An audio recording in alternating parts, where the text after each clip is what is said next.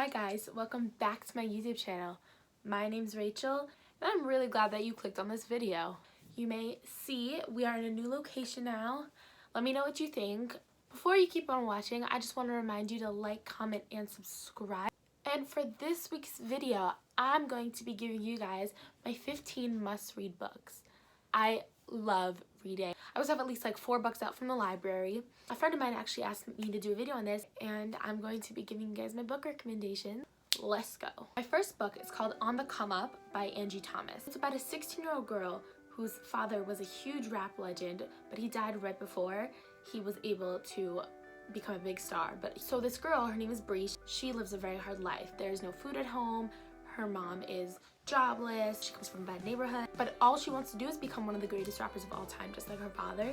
She takes all these frustrations inside of her and puts it into her first song, but it goes viral for all the wrong reasons. So soon she finds herself at the center of a scandal, and she's portrayed by the media as this angry black girl, but she has to take care of her family somehow, and this is the way that she's making money. The book is basically her journey between fighting for her family and giving up as who she actually is, or staying true to who she is, but losing that bad girl rapper image. It's a really good book and I really recommend it. And also by the author, Angie Thomas, is The Hate U Give. This came out as a wildly popular movie, but the book is even better. And it's basically about this girl who, her name's Star Carter, and she lives 2 different lives. She goes to a very prestigious, white-dominated private school, and then she lives in Garden Heights, which is an extremely poor neighborhood filled with crime, and there are gang wars, and it's just not a great place to be. For most of her life, it was easy. She was able to switch into, her prep school mode and her neighborhood mode, but that all changed when her best friend was shot and killed by a police officer, and Star was the only witness. And it becomes a national headline about her friend's death. No one knows that she was the only witness. They just know there was only a witness. And there's a huge division in the nation between people saying that this boy was a thug, he was a drug dealer, and saying that the cop was just trigger happy and stereotyped him. Really reconcile her white world where she acts one way and everyone around her is supporting this police officer, and the neighborhood that she grew up in where her best friend was killed. So that is a really eye-opening, moving book that I strongly recommend. Okay, and now onto a more happier book, or series actually. To All the Boys I've Loved Before is one of my favorite series in the world. And I know you guys are gonna say, oh, it's just because of the movie. Let me just tell you, I've had the first book since 2015. I don't buy books, so it was a major step, the fact that I bought the book and I now own the whole series. I'm just gonna explain the first book because the second and third book basically just build on it. The first book is about this girl named Lara Jean Song-Covey, and she had written love letters to all of her crushes in order to get over them and put it in a hat box. And then one day they get sent out to all of her crushes. So what happens is one moved away, one is gay, so she was pretty fine, but then one gets sent out to the most popular boy in school. And he ends up approaching her asking to create a fake relationship so his ex-girlfriend wouldn't bother him anymore. And it just snowballs on from there. It's a really cute love story. If you're looking for some representation, you can find it here because Lara Jean is half Korean from her mother. Korean culture can be seen throughout the novel and throughout the series even, and it's a really cute story for when you just want to smile and laugh. And definitely check out that book, or the whole series. The 4th book I'm going to be talking about is actually also a series, and it's called the Thousandth Floor series by Katherine McGee. This book actually takes place almost 100 years from now in 2118. New York City has been combined into one 1,000 floor tower building, with the highest point reaching into the skies. Almost all of New York City lives in that building with the exception of a few, but it is a completely different world. And this book follows different characters who all have different secrets. All their lives are intertwined with each other. This is essentially Gossip Girl set in a futuristic society, and it is a great series. I couldn't put it down. I think the Thousandth Floor series is great if you're a person who loves drama, Gossip Girl. The 5th book that I suggest is called 500 Words or Less by, I don't think I'm pronouncing this name right, I'm so sorry, Julia Del Rosario. It's about this girl, her name's Nick Chin. It's her senior year in high school, and she does not want it to be defined by her cheating on her perfect boyfriend that everyone loves. So she decides to begin writing college admission essays because all of her classmates are headed straight towards the Ivy Leagues, but none of them want to actually put in the work themselves. But the more she writes, the more she discovers about all these different people that she'd stereotyped and put into boxes beforehand, and the less sure she becomes of who she is and the type of person she wants to be. You want to read something more realistic about grappling with your self-identity and who you've become. So definitely, I suggest that read. My 6th book is called Brave New World by Rachel Vincent, and this is a great futuristic type novel also. It is about society where there are clones. For each clone, there are 5,000 sets of one type of person. There's this clone, her name is Dahlia 16. And she thinks that her life is meant to be in service to whoever buys her. But then she meets Trigger 17, that is a male clone, and he changes everything about her. He thinks she's beautiful, interesting, unique, which means he has to be flawed. When she starts thinking the same thing about him, that means she's flawed.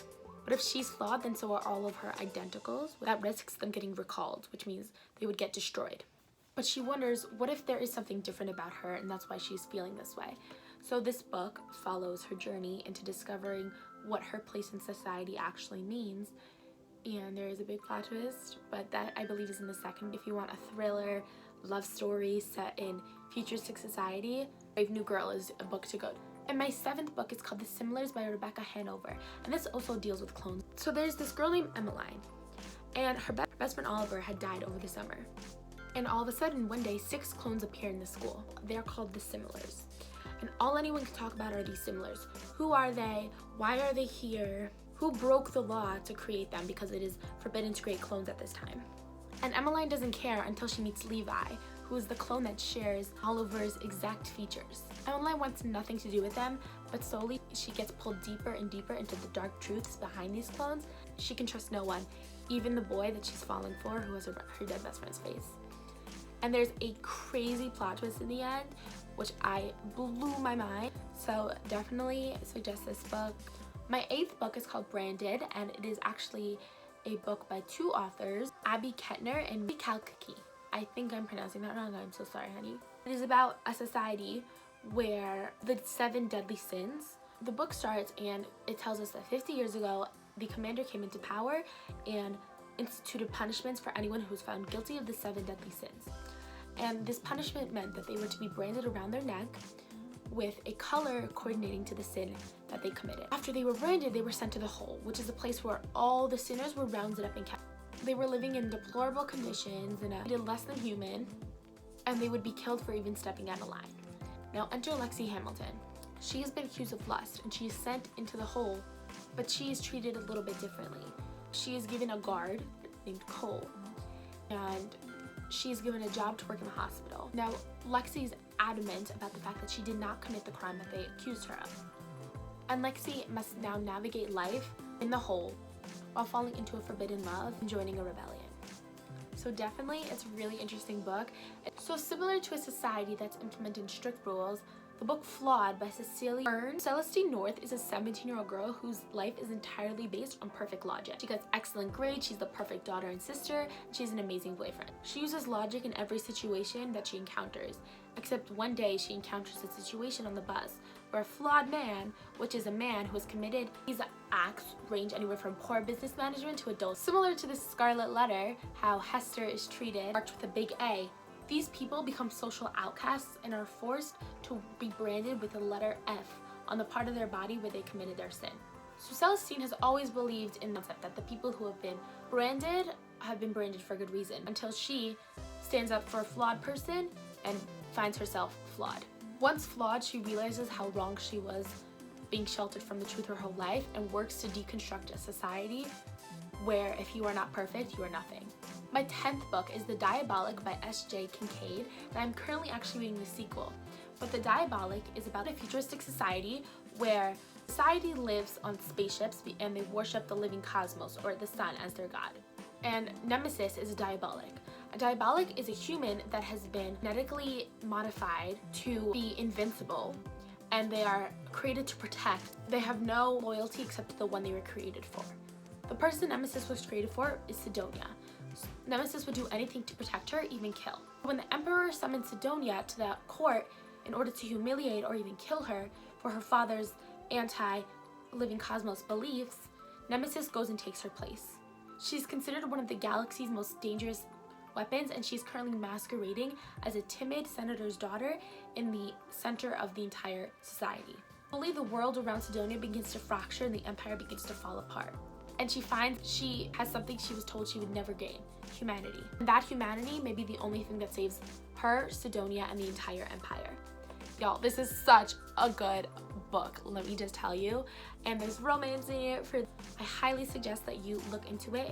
And for my Harry Potter fans, I love the book Carry On by Rainbow Royale. Very similar to Harry Potter, where it has this boy, he's the chosen one, both of his parents are dead, he has to fight this big bad evil. But he has his roommate Baz, who is similar to the Draco Malfoy character in Harry Potter, and he has to deal, while fighting with him, figuring out what happened to Baz when he went missing and figuring out their relationship. He has literally the entire world in the palm of his hand, and he can't even figure out how to get to class on time. So definitely, if you want a really cool magical book with relatable characters and a super cute ending and some amazing romance, I definitely recommend Carry On. Number 12 is Dear Martin by Nick Stone. And again, this is another Black Lives Matter movie. It's about this boy named Justice McAllister. And he's the top of his class, he's headed to the Ivy League. He's arrested for helping his ex-girlfriend go into the car. She was white, he was black, so automatically something was wrong. Even though he worked his way out of his rough neighborhood and getting accepted to this prestigious school, he's still ridiculed by his peers and his classmates. Needing answers and advice, he looks to the teachings of Dr. Martin Luther King Jr. for answers on how to live his life. So he begins a journal to Dr. King as a way of expressing his feelings. One day, Justice is driving with his best friend Manny, and a car pulls up next to them, an argument ensues. Turns out it's an off-duty cop, and shots ring out. And now Justice must deal with the fallout that comes from being involved in a racially motivated police shooting. And of course, he's the one under attack in the media. He did something wrong. And this book follows Justice's struggle with guilt over what has happened, his black identity, and his struggle to understand why the world around him is the way it is. And even I really suggest it. The 13th book is Red Queen by Victoria Aveyard. This book takes place in a society where you're divided based on the color of your blood, red or silver. The Silvers control society. They are the elite. The Silvers have godlike superpowers. Mare Barrow is a 17-year-old girl from the poorest area in the entire country, and she finds herself working in the Silver Palace. She's surrounded by the people she hates the most and discovers that despite her red blood, she's a deadly power of her own. The Silvers are scared of what she can do. She can upend their entire society, so they decide to hide her in plain sight. They declare her as a long-lost Silver Princess now engaged to a Silver Prince. And knowing that this could lead to her death, Meyer decides to work with the Red Guard, which is a militant resistant group aiming to bring down the Silvers, implement an equal society between the Silvers and the Red. But Meyer begins to be unaware of what she truly wants. Her whole world as she knows it begins to topple around her. Number 14 is Cinder by Marissa Meyer. And this is a really interesting book. The whole series takes on a classic fairy tale. So the first book begins with Cinder, whose story is based off of Cinderella. And she's a cyborg. She's half machine and half human. She lives in New Beijing in Asia, and she's hated by her stepmother and blamed for her stepsister's illness. Her life somehow becomes intertwined with the Prince Kai, and she finds herself at the center of a violent struggle between an evil queen, Lunar Queen, which is an outside race that is trying to infiltrate the world. She's caught between what to do, and she must uncover secrets about her past in order to save the world. It is such a good story. If you are into fractured fairy tales and an interesting take on the stories that we grew up with, then I definitely suggest reading this book. The last book is called One of Us is Lying by Katherine and McManus. And it's very The Breakfast Club meets Pretty Little Liars, where 5 strangers walk into detention and only 4 come out alive. The brain, the jock, the princess, the criminal, and the outcast. But when the outcast never makes it out alive, they must figure out which one of these people committed a crime that they can never go back from. He died on Monday, and the following day he planned a juicy post about the 4 other people that were in that room with him. This makes all 4 of them suspects in his murder. This book delves into how far people will go to keep their secrets and what revealing the truth really means in high school. Alright guys, that is my video. Thank you so much for watching. I'm so glad you stayed through this entire thing. Comment down below your favorite book. I always love getting suggestions on what to read. Don't forget to like, comment, and subscribe. And I hope you enjoyed, and I know you're going to like my next video. Alright, bye!